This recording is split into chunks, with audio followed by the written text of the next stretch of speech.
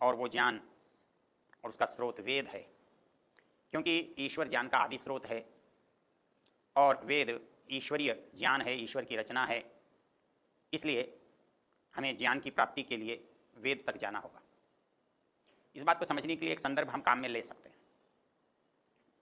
इस वैदिक साहित्य में एक प्रमुख नाम आचार्य यास्क का है और उनका महत्व इसलिए अधिक है कि जब हम वेद की बात करते हैं, वेद को जानने की बात करते हैं, तो जानने के उपाय के रूप में, रास्ते के रूप में, शैली पद्धति के रूप में जो एक प्रमुख नाम आज हमारे सामने आता है वो यास्क का है।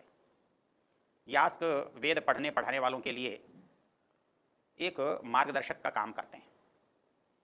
उनका जो ग्रंथ है निरुक्त, यद्यपि वो व्याख्या ग्रंथ है किंतु मूल से अधिक महत्वपूर्ण हो गया है और वेदांगों के रूप में मूल ग्रंथ निघंटु की चर्चा नहीं होती, बल्कि निघंटु की जो व्याख्या है निरुक्त उसकी चर्चा होती है, उसका नाम आता है।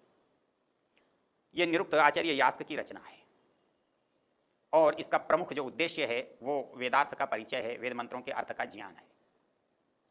जब वो ये कहते हैं कि मैं वेद मंत्र के अर्थ को बताना चाहता हूँ इसलिए इसकी रचना कर रहा हूँ, तब वो एक और बात भी कहते हैं।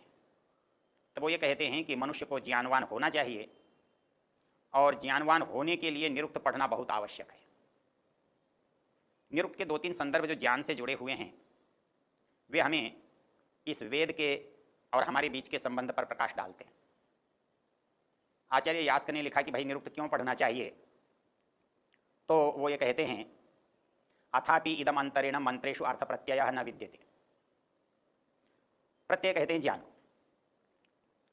आचार्य यास्क का मानना और कहना है कि यदि आपने निरुक्त का अध्ययन नहीं किया है, निरुक्त को नहीं समझा है, तो आप वेद मंत्र के अर्थ को जानने में समर्थ नहीं हो सकते। अब इससे बड़ा महत्व, इससे ज़्यादा बड़ी बात वेद के लिए यास्क और क्या कह सकते हैं। इससे यास्क का ग्रंथ और उनकी जो धारणा है उसके प्रति उनका जो कथन है वो उनकी योग्यता को भी और उनके वेदार्थ ज्ञान की सहायता को भी भली भांति प्रकाशित करता है। उन्होंने कहा अथापि इदम अंतरेण मंत्रेषु अर्थ प्रत्यय न विद्यते। इस निरुक्त के अध्ययन के बिना वेदार्थ की प्रतीति नहीं हो पाएगी, संभव नहीं होगा। और यदि आप अर्थ नहीं जानते तो उसका आप उपयोग कैसे करेंगे, उसका लाभ कैसे उठाएंगे। अर्थम अप्रतीयतः नात्यंतम संस्कार उद्देश्य।